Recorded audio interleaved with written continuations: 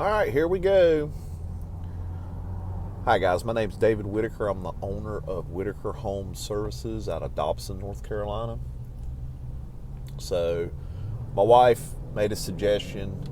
There's a lot of young men, young women out there trying to start their own businesses, trying to make it through life and just be comfortable.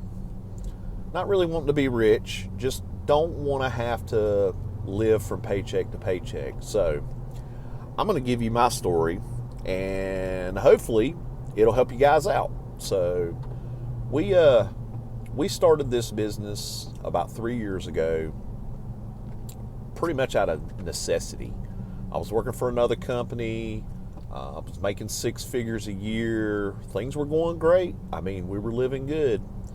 And then out of the blue, one day, I get called into the office and get told that the company is restructuring the way they pay, their pay scale.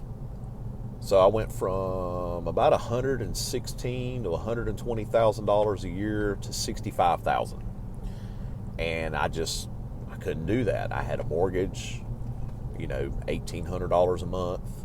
I had two car payments. I had kids coming into being teenagers. It wasn't feasible. And me being the guy that I am, nice guy, not quite as naive, but pretty much felt like a doormat for a lot of years. I thank my wife for hardening me over the years because she's really been on me and helped me to develop into more of a solid man. So took $500 and said, you know what, can't do this no more. Scared to death, guys, scared to death. I had babies at home that I had to feed. I had a wife that was dependent on me. I had mortgage. I had all these bills. And while I knew I had the skill, I didn't know if I could be successful. So, number one on the list of things to do if you want to start your own business is mindset. You got to have the right mindset. There's no way around it. And I had some inspirations, both in my personal life and just these figures that I would listen to their talks on YouTube and TikTok and all that really inspired me. And I know that that's one of those things that is very personal. So in my personal life, guys like Joey Whitaker and Dustin Arrowwood and my father, Gary McCoy, these guys all inspired me. These guys went into business for themselves. They stuck their necks out for their families. And to this day, I still keep in contact with them, seeing how their businesses are going. I promote them every chance I get because I am a firm believer that you get what you give. So some of my other inspirations that really got my mindset straight, and some people disagree with some of these. Andrew Tate, he, most hated man in the world, but man, that guy speaks the truth. Got to be a beast. Got to put in the work. It's going to hurt. It's going to be painful, but you got to stay with it. You can't accept failure is not an exception. I can't. I refuse to accept the fact that I will fail. It's not even in my vocabulary. If I come across a project that I'm going to do and it's going to be hard. It's going to be tedious. It's going to be stressful. It's going to be physically demanding. But you got to get up every day. You got to put your nose to the grindstone. You got to get it done. Joe Rogan, he was a big influence on me. Jordan Peterson, big, huge influence on me. So these are the guys that I went to both personally and in the realm of social media to start getting my mind straight. So my mindset now, I'm a fucking beast, dude. I'm a badass. I mean, just point blank, there's no way around it. In my personal life, in my business life, in my everyday life, I am the fucking man. I just that's the mindset I have. You know, above all and everything that I do every day, I thank God. You know, He is the one that allowed me to wake up this morning. He is the one that has given me my success, and I'm thankful for that. Were there struggles? Yeah. But that's how He works. You know, if you want something in life and you want it bad enough, He's going to throw obstacles out there because He's going to want to know that you're willing to work for it. You know, He's going to make you work for it. And I tell my wife all the time, man, oh man, you know, the Lord's making me work for this when He's making me earn it. He wants to know if I'm serious. So, secondly is second on the list is just be you. Big time. Got to be you. Don't take a lot of money. You got to do some soul searching. Find out what you're good at. You know, what's your passion? For me, it was construction because I've done it for so long. I was an electrician. I was a plumber. I've helped build houses. My dad was a carpenter for 25 years or better, and I learned a lot from working with him. So in the very beginning, that's what we leaned on. So, thirdly, start small. You don't have to go out there and get the $10,000 project right off the bat, guys. We started doing handyman work. Big, huge influence on me, and that was The World's Greatest Handyman. And if you don't know who that is, you know, jump on YouTube and look him up. He is an outstanding guy that really has his you-know-what together. Got his shit together, started making videos to inspire people, and he's a huge influence on me. But I just went out there and changed garbage disposals, installed toilets, you know, changed light fixtures. It wouldn't be uncommon for me to do 5 or 6 calls a day. And that's what built my foundation. I got out there, handed out cards, you know, never ever be afraid to ask for the referral. It's huge. You get what you ask for in life. If you want to expand your business and you do a good job for a customer and they're just thrilled to death, then, you know, hey, how about, you know, if you got any family members or any friends that might be interested in some work? I'm a growing company and I'm trying to get my feet off the ground, and any recommendations or referrals would just be outstanding. And probably 6 times out of 10, you net another customer. So, next is customer satisfaction. That's it. That in itself is number one in our company. It doesn't matter if I've got to go back 8 times, if I've got to work on something for free. It just absolutely doesn't matter. It doesn't even matter if I got to tear it all down and start over again. That's what you do to be above and beyond these days. You can't just go out there, slap something together and expect people to be happy about it. If you're out there and you're working on a project and the customer says, hey, you know, I'd like to change this. I mean, even if you're almost done with it, you change it. You change it. Now, granted, there's a line in the sand. And if it goes over that line in the sand, you know, I'm happy to at least put it out there. Hey, ma'am, you know, we agreed on this, and we're 7/8 of the way done, and you know, we're happy to change it for you, but it's going to cost you a little bit more because, you know, I got to cover the materials to install it the new way now. So, don't have to be a hard ass about it, or you know, show bad attitude towards somebody that says that. Just do it. Do it and make them happy. Try to, you know, have your P's and Q's in line. It doesn't take a whole lot to get started. I got started with a skill saw, a drill, some saw horses, some miscellaneous hand tools, and that's how I started. My very first project was a deck reface for a man over in Monroe, North Carolina. And me and my dad refaced that deck. If you don't know what a reface is, we took all the floorboards off, we took the railings down, we kept the original frame, the original subframe, and we rebuilt the deck from that. But we did that with a couple of hand drills, a skill saw, a big old bucket full of screws, level, and we went to work. I mean, it takes a while when you don't have the proper tools, or you don't have the tools to make it easier. But we worked on that deck for about a week and finally got it done, and the guy was thrilled to death. So the next thing that I always advise my customers or anybody else trying to get up into the business is don't shortchange yourself. Right off the bat, sit down, get your LLC, draw up a game plan for pricing.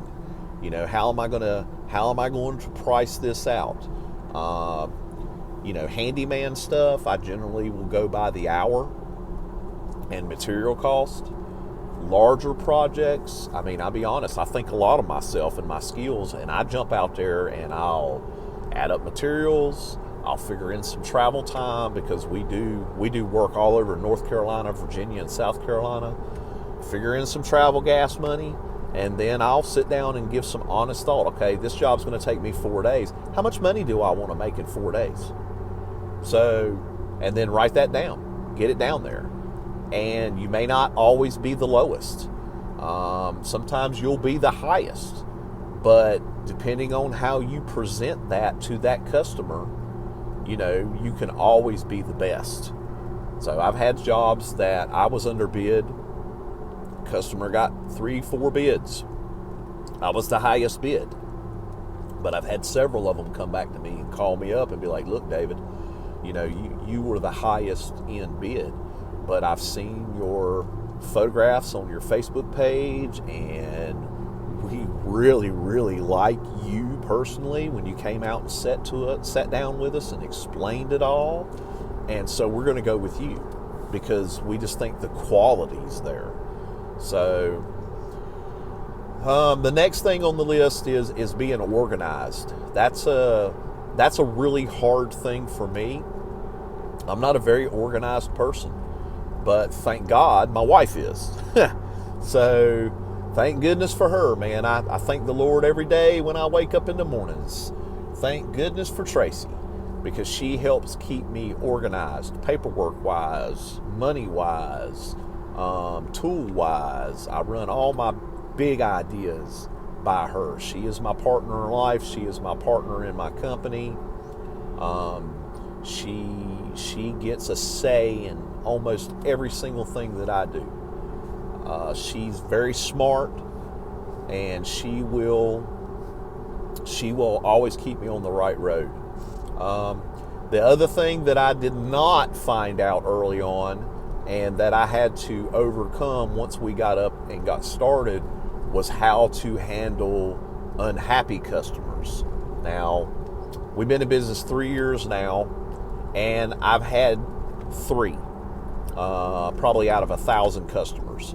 I've had 3 that really went bad, that really went sideways. One was a screened-in porch that we did for a gentleman, and he was not happy at all. And another one was a deck that we built, that we attempted to build, and the customer just wasn't happy with it. So in the end, what ends up happening in situations like that is I, along with the help of my wife, try to recognize the fact that we are just not a good fit for this customer, whether it's personality clash, whether it's them expecting so much more than was originally planned for. We covered our materials on the job, and we cut our losses, and we said, you know what, we just don't think we're a good fit. If you'll just pay for the materials that we have invested, we're gonna cut ties and let you try to find somebody that can satisfy you. Didn't leave it on a bad term. Got agreements from both of them. Hey, look, we're going to do this. We're going to just cut our ties. just pay for the materials. If you wouldn't mind, if you could not give me a bad review, because I'm really trying to work with you here. I understand that we're not meeting your expectations, and we want you to be happy. So in both cases, it worked out really well. So next is you got to work. You got to do the work. You can't just, it's not automatic. It's a lot of hard work. You got to beat the streets. We do a lot of Facebook advertising. That's the best one to suit my needs that I've found. We spend probably about $2,500 to $3,000 a year on advertising. We generate these ads, and then Facebook will put them out there randomly within a certain area that I designate, and I'll get 5-6 calls a week from that, and we'll continue to do that because that's working good for us. Now, for you, who knows? It really depends on where you live. Like we've just recently moved to Southern Virginia, and what I'm finding out is that I'm still doing a lot of work down in North Carolina, because in the rural areas of Southern Virginia, it's word of mouth. Word of mouth is king. So you gotta, when you can snag a job in an area that's word of mouth, you snag it. You really, really hit on the referral. You know, hey, can you throw this out there? You got anybody that you might want to recommend? Whatever it takes to get that word of mouth going, and that is a slower process. That takes time. And I mean, you gotta just bide your time little by little, and the word will get around on who you are and what you need to do. So I'm going to make some more of these videos. I'm going to go into the details. You know, I've watched a lot of these on YouTube and stuff, and the one thing that I see that very few of them do is they actually go into the nitty gritty and the money part, and that's something that I'm not afraid to do. I'm on my way to Mooresville, North Carolina now to look at a fence that a lady would like to have installed in her backyard, a 20 by 20 fence for her kids to be able to play. And then I've got a gentleman on the other side of town that just has a miscellaneous list. So generally, like the fence, I'm going to go out, I'm going to measure, I'm going to figure out how many panels or how much wood it's going to require, materials to build this fence. I'm going to figure out a little bit of gas money, because Mooresville is about an hour 45 minutes away from where I live. Going to throw a little profit margin on top of that, maybe $1,000 or so, and going to pitch it to them and see what happens. First thing on the list to do when you're going out for an estimate, you got about 30 or 45 seconds to make that first impression once they answer the door. So, you know, as soon as they answer the door, if you're an extrovert, you know, cool. You know, introduce yourself. Don't be overwhelming. Listen to their questions. Answer them.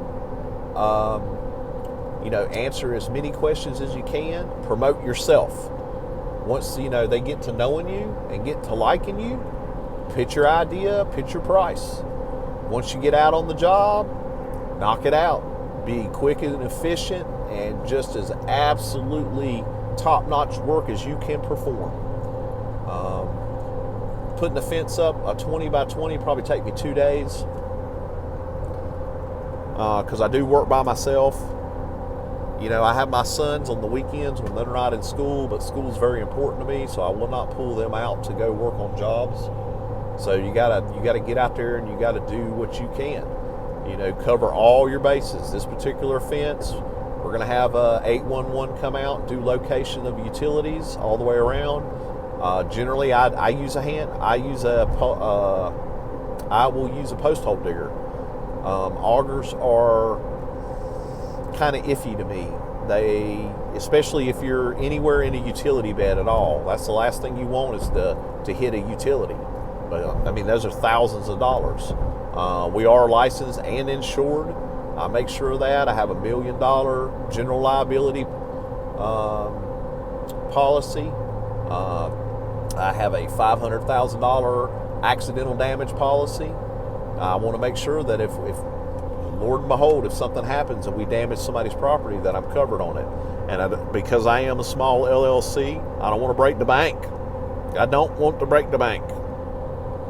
So yeah, check me out if you like it. You know, give me a thumbs up, share it, get it going around the universe, and I will pop back in here and check in with a new video probably sometime tomorrow.